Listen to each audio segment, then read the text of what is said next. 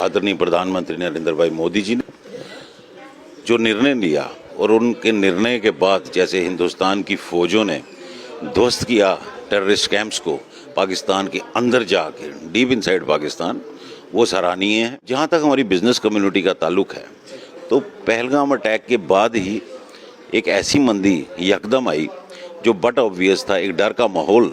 और जब national media में बोला जाता है तो जम्मू कश्मीर बोला जाता है। मेरी रिक्वेस्ट है प्रशासन को कि उच्च अधिकारी कोई नेशनल मीडिया पे आए और उनको बोले कि स्थिति यहाँ बिल्कुल सामान्य है।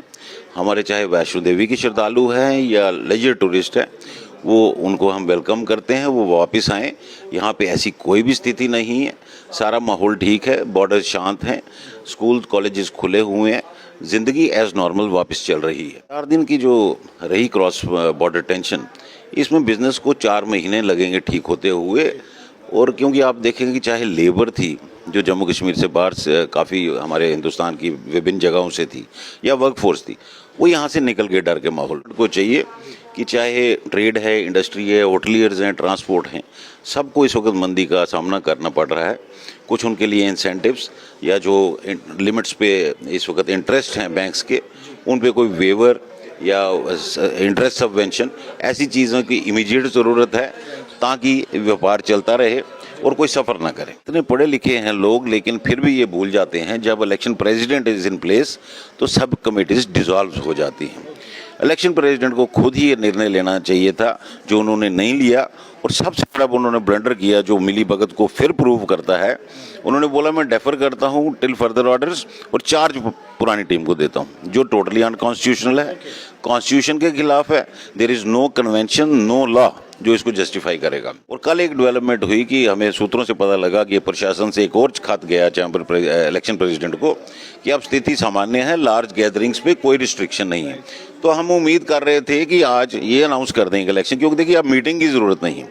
इलेक्शन प्रेसिडेंट के साथ 3 लोगों की टीम है, ये उनको कॉल लेनी है क्योंकि सब कुछ बना हुआ है, बैलेट तैयार है, सब कुछ तैयार है। स्थिति में मैं आपको बताऊं कि कम से कम आउटगोइंग चेयर प्रेसिडेंट का भी कोई बयान आना चाहिए था। जिस हिसाब से मार पड़ रही है इस वक्त बिजनेस को, मंदी है भी और आने वाले दिन और भी वर्स्ट होंगे।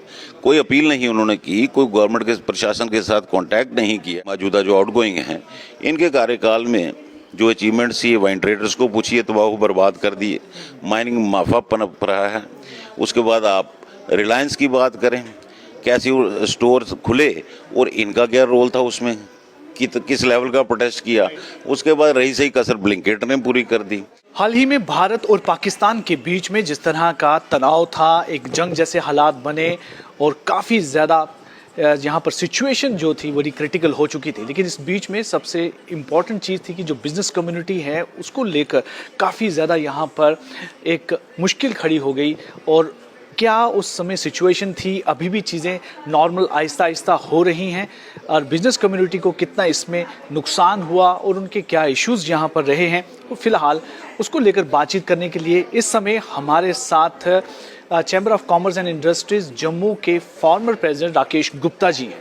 राकेश गुप्ता जी से बातचीत करेंगे और इनसे जानने की कोशिश करेंगे कि आखिर जो इस समय हालात बने हैं इस पर इनका क्या कहना है, इसमें बिजनेस कम्युनिटी का किस तरह से इस पर इम्पैक्ट हुआ है, प्रभाव पड़ा है, और अन्य और चीज़ों पर भी इन पर बातचीत करेंगे। मैं जानना चाहूँगा सबसे पहले जो भी मौजूदा हालात हुए कुछ दिन पहले, क्या इम्पैक्ट पड़ा हमारे बिजनेस कम्युनिटी पर? देखिए, पोस्ट पहलगाम अटैक जो नरसंहार हुआ वहाँ पे एक पर्टिकुलर कम्युनिटी, हिंदू कम्युनिटी के अगेंस्ट, और उसके जवाब में जैसे हमारे आदरणीय प्रधानमंत्री नरेंद्र भाई मोदी जी ने जो निर्णय लिया और उनके निर्णय के बाद जैसे हिंदुस्तान की फौजों ने ध्वस्त किया टेररिस्ट कैंप्स को पाकिस्तान के अंदर जाके डीप इनसाइड पाकिस्तान, वो सराहनीय है। एक वॉर अगेंस्ट टेरर के उपलक्ष्य में नया नैरेटिव सेट किया है हमारे प्रधानमंत्री ने जी भी और आर्म्ड फोर्सेस ने भी कि no soft corner for terror. और आप कल भी देखिए, चाहे वो शोपियान था, आज पुलवामा में टेररिस्ट न्यूट्रलाइज किए गए। और मेरा आम नागरिक जो हमारे कश्मीर में हैं उनको भी एक सुझाव है कि जब फ्री हैंड फोर्सेस को मिलता है तो कोशिश करके जहां भी आपको कोई आतंकी मिले पहले तो फोर्सेस को इन्फॉर्म कीजिए और कोशिश करके उनसे दूर रहे, क्योंकि क्रॉस फायर में कोई इनोसेंट मारा जाए वो अच्छी बात नहीं होगी। जहाँ तक हमारी बिजनेस कम्युनिटी का ताल्लुक है, तो पहलगाम अटैक के बाद ही एक ऐसी मंदी यकदम आई जो बट ऑब्वियस था, एक डर का माहौल। और जब नेशनल मीडिया में बोला जाता है तो जम्मू कश्मीर बोला जाता है। मुझे लगता है कि अभी तक हमारे प्रशासन में कोई सीनियर मेंबर इस स्थिति पर नहीं बोला है। मेरी रिक्वेस्ट है प्रशासन को कि उच्च अधिकारी कोई नेशनल मीडिया पे आए और उनको बोले कि स्थिति यहाँ बिल्कुल सामान्य है। हमारे चाहे वैष्णो देवी के श्रद्धालु हैं या लेजर टूरिस्ट हैं, वो उनको हम वेलकम करते हैं, वो वापस आएँ। यहाँ पे ऐसी कोई भी स्थिति नहीं है, सारा माहौल ठीक है, बॉर्डर शांत हैं, स्कूल कॉलेजेस खुले हुए हैं, ज़िंदगी एज़ नॉर्मल वापस चल रही है। ये 4 दिन की जो रही क्रॉस बॉर्डर टेंशन, इसमें बिज़नेस को 4 महीने लगेंगे ठीक होते हुए। और क्योंकि आप देखेंगे कि चाहे लेबर थी जो जम्मू कश्मीर से बाहर से काफ़ी हमारे हिंदुस्तान की विभिन्न जगहों से थी, या वर्क फोर्स थी, वो यहाँ से निकल गए डर के माहौल में। तो मेरी उनसे भी अपील है आपके माध्यम से, यहाँ स्थिति बिल्कुल नॉर्मल है, वापस आइए, अपना कामकाज कीजिए। और सबसे ज़रूरी होगा कि गवर्नमेंट का कोई स्पोक्स पर्सन, कोई सीनियर ब्यूरोक्रेट या जो भी है, वो नेशनल मीडिया पे ये बयान दे, मैसेज अक्रॉस इंडिया जाना चाहिए। और ये मैसेज पाकिस्तान में भी जाना चाहिए कि आपकी कायराना जो हरकत थी, आपने जिस प्रकार से इस बार पहली बार जम्मू कश्मीर को टारगेट करने की कोशिश की और आपको कुछ भी उपलब्ध नहीं हुआ, उल्टा आपकी जो टेररिस्ट कैंप से ध्वस्त हो गए। एक क्लियर मैसेज जाना चाहिए कि जम्मू कश्मीर के लोग डरने वाले नहीं हैं। और साथ ही गवर्नमेंट को चाहिए कि चाहे ट्रेड है, इंडस्ट्री है, होटलियर्स हैं, ट्रांसपोर्ट हैं, सबको इस वक्त मंदी का सामना करना पड़ रहा है। कुछ उनके लिए इंसेंटिव्स या जो लिमिट्स पे इस वक्त इंटरेस्ट हैं बैंक्स के, उन पे कोई वेवर या इंटरेस्ट सबवेंशन, ऐसी चीज़ों की इमीडिएट ज़रूरत है ताकि व्यापार चलता रहे और कोई सफ़र ना करे। देखिए, इसमें एक चीज़ मैं आपसे पूछना चाहूँगा कि चूँकि बिजनेस कम्युनिटी को सबसे ज़्यादा रिप्रेजेंट अगर बड़े लेवल पर करती है तो वो chamber of commerce and industries की दोनों यूनिट, चाहे जम्मू हो या कश्मीर का भी है। लेकिन जम्मू कश्मीर की बात, अगर मैं जम्मू की पर्टिकुलरली बात करूं, तो किस तरह से इस समय जो सिचुएशन है, कैसे ज़रूरत है इस बॉडी को जो है बिजनेस कम्युनिटी को और ज़्यादा बेहतर एक एटमॉस्फेयर देने में, जबकि इस तरह के हालात। देखिए, मैं आपको बताऊं कि हमारी 11 मई को इलेक्शन होने जा रही थी जम्मू चैम्बर की, और 2 दिन पहले ही एक ऐसी स्थिति बनी जहां पे मैं बोलूँगा एक अनफॉर्चुनेट बात हुई। इलेक्शन डेफरमेंट तो बनती थी, स्थिति ऐसी थी, उस वक़्त भारत के साथ खड़े होने का माहौल था। हमें कोई यहाँ पे इलेक्शन ज़रूरी नहीं थी। पहले हमारी इंडियन आर्मी, कंट्री फर्स्ट, और उसके बाद हमारे नागरिकों की जान, वो अहम थी। इलेक्शन डेफर करना ज़रूरी था कुछ दिन के लिए, जब तक स्थिति सामान्य ना हो, और आज सामान्य हो गई। लेकिन जैसे हम पहले भी एलिगेशंस लगा रहे थे कि जो गठबंधन है आउटगोइंग प्रेसिडेंट अरुण गुप्ता जी का और इलेक्शन प्रेसिडेंट शिव प्रताप जी का, दुख की बात यह है कि हमें बार बार ये बोलना पड़ता है। प्रूव हम सब कुछ कर चुके हैं, पिछली बार की रिगिंग भी प्रूव कर चुके हैं। अब वो डेफरमेंट के लिए उनको किसी मीटिंग बुलाने की ज़रूरत नहीं थी। अगर उनको प्रशासन ने बोला कि इस वक्त लार्ज गैदरिंग्स एडवाइजेबल नहीं है, उनको सिंपल एक सर्कुलर निकालना था, considering the prevailing situation, election of the chamber is deferred till normalcy is restored. मगर उन्होंने फिर एक कॉन्स्टिट्यूशनली एक मीटिंग बुलाई, जिसको सो कॉल्ड वर्किंग कमेटी। ये इतने पढ़े लिखे हैं लोग, लेकिन फिर भी ये भूल जाते हैं जब election president is in place तो सब कमेटीज डिसॉल्व हो जाती हैं। इलेक्शन प्रेसिडेंट को खुद ही ये निर्णय लेना चाहिए था, जो उन्होंने नहीं लिया। और सबसे बड़ा उन्होंने ब्लंडर किया, जो मिली भगत को फिर प्रूव करता है। उन्होंने बोला मैं डेफर करता हूँ टिल फर्दर ऑर्डर्स और चार्ज पुरानी टीम को देता हूँ, जो टोटली अनकॉन्स्टिट्यूशनल है, कॉन्स्टिट्यूशन के खिलाफ है। There is no convention, no law जो इसको जस्टिफाई करेगा। ये सिचुएशन कब आती है कि जब एक बार अनाउंस हो जाए? कई बार कहते हैं कि जब इलेक्शन अनाउंस होता है, लेकिन जो वर्किंग प्रेसिडेंट है कई बार वही रहता है। देखिए, हमारे कॉन्स्टिट्यूशन में क्लियर लिखा है, जब इलेक्शन प्रेसिडेंट अनाउंस हो जाता है, only the retiring secretary general will assist him. उसके बाद कोई और पोस्ट माने नहीं रखती है। ये 9 तारीख को 2 दिन पहले ही हुआ। हमने बोला हमें मंजूर है, स्थिति नहीं है, डेफर कीजिए, मगर चार्ज आपके पास रहना चाहिए। और कल एक डेवलपमेंट हुई कि हमें सूत्रों से पता लगा कि प्रशासन से एक और खत गया चैम्बर इलेक्शन प्रेसिडेंट को कि अब स्थिति सामान्य है, लार्ज गैदरिंग्स पे कोई रिस्ट्रिक्शन नहीं है। तो हम उम्मीद कर रहे थे कि आज ये अनाउंस कर देंगे इलेक्शन, क्योंकि देखिए अब मीटिंग की ज़रूरत नहीं है। इलेक्शन प्रेसिडेंट के साथ 3 लोगों की टीम है, ये उनको कॉल लेनी है क्योंकि सब कुछ बना हुआ है, बैलेट तैयार है, सब कुछ तैयार है। उनको इमीडिएटली इलेक्शन तैयार अनाउंस करनी चाहिए, क्योंकि देखिए इस पूरी एक्सरसाइज हुई है। और इस स्थिति में मैं आपको बताऊं कि कम से कम आउटगोइंग चेयर प्रेसिडेंट का भी कोई बयान आना चाहिए था। जिस हिसाब से मार पड़ रही है इस वक्त बिजनेस को, मंदी है भी और आने वाले दिन और भी वर्स्ट होंगे।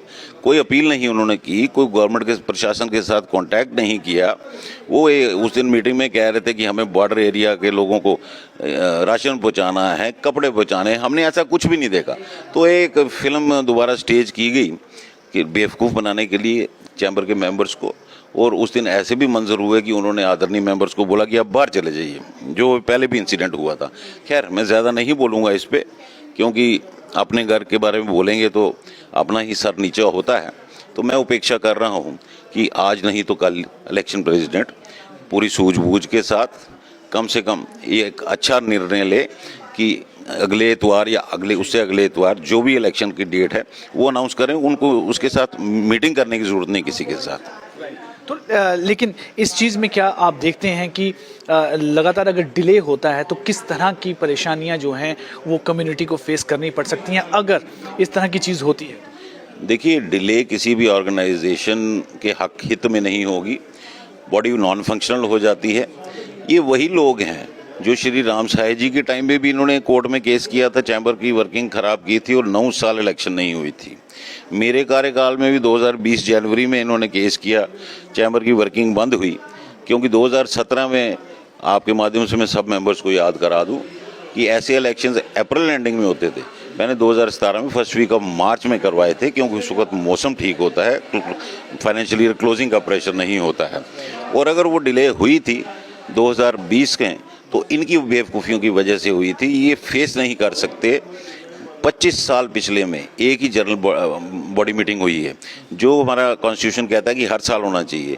वो मेरे कार्यकाल में 800 लोगों की मीटिंग हुई। इनसे तो 100 लोग नहीं संभलते। ये 100 लोगों में भी 10 को बोल देते हैं आप बाहर चले जाइए। तो मुझे लगता है कि जितना गुमराह इन्होंने करना था कर दिया। झूठ का पटारा इनका ख़त्म हो चुका है। लोग अवेयर हैं, क्या खोया क्या पाया। इस प्रेसिडेंट जो अभी मौजूदा जो आउटगोइंग हैं, इनके कार्यकाल में जो अचीवमेंट्स ये वाइन ट्रेडर्स को पूछिए, तबाह बर्बाद कर दिए। माइनिंग माफा पनप रहा है। उसके बाद आप रिलायंस की बात करें, कैसे स्टोर खुले और इनका क्या रोल था उसमें, किस लेवल का प्रोटेस्ट किया। उसके बाद रही सही कसर ब्लिंकेट ने पूरी कर दी। ये कह रहा हूँ इन्होंने कोई भी ऐसा सराहनीय कदम नहीं उठाया कि किसी कम्युनिटी का पर्टिकुलर कॉज को रिप्रेजेंट किया हो। ये कहना कि हमारी सरकार में सुनवाई नहीं है, गवर्नर साहब नहीं सुनते, मुझे लगता है इसमें कोई सच्चाई नहीं है। अगर आपको कोई मांग रखनी है तो उसके साथ आपने रीज़न देना है, लॉजिक देना है। आप प्रशासन से बात कर रहे हैं, आप हवा में बात नहीं कर सकते। तो मुझे लगता है काफ़ी कमियां रही हैं मेरे कार्यकाल में। अगर इतने बड़े प्रोजेक्ट एम्स, तवी लेक या सुचेतगढ़ बॉर्डर आ सकते हैं, सेल टैक्स और इनकम टैक्स की रेट बंद हो सकते हैं, हालांकि उनके टारगेट्स तब भी पूरे हुए, तो मुझे लगता है चैम्बर को रिप्रेजेंटेशन सही नहीं मिली। सही रिप्रेजेंटेशन नहीं हुई। तो अब फाइनली क्या उम्मीद करते हैं कि जल्द से जल्द जो है वो इलेक्शन हो जाने चाहिए, उसमें कोई डिले में कोई ऐसा इशू नहीं? देखिए मुझे पूरा विश्वास है, कम से कम एक अच्छा तो काम कर दें अब शिव प्रताप जी, हमारे जो माननीय इलेक्शन प्रेसिडेंट हैं। पीछे जो हो गया। अब सूझबूझ के साथ बिना फर्दर ये मीटिंग्स का बुलाने का सिलसिला, उनको ज़रूरत नहीं है, वो एम्पावर्ड है। वो सीधा इलेक्शन डेट अनाउंस करें, जल्द से जल्द अनाउंस करें, क्योंकि अब स्थिति जो बनी हुई है ग्राउंड में, चैम्बर को रिप्रेजेंटेशन की ज़रूरत है। हार जीत माता रानी के हाथ में है, जो भी जीतेगा। और आपके माध्यम से मैं अपने प्रतिद्वंदी को भी ऑल दी बेस्ट कहता हूँ। फ्रेंडली वे में लड़ते हैं, इलेक्शन 2 दिन की है, ज़िंदगी बहुत लंबी है, रिश्ते नहीं टूटने चाहिए। बिल्कुल सही बात है, क्योंकि इस सबसे इम्पोर्टेंट बॉडी है CCIJ और इसकी रिप्रेजेंटेशन जो है वो बहुत मायने रखती है। इसलिए ये बॉडी हमेशा एक्टिव रहनी चाहिए। और यहाँ पर इलेक्शंस की ज़रूरत है। 11 तारीख को इलेक्शन होने थे, लेकिन भारत और पाकिस्तान के बीच में इलेक्शन नहीं हो पाई। लेकिन अब स्थितियाँ नॉर्मल हैं।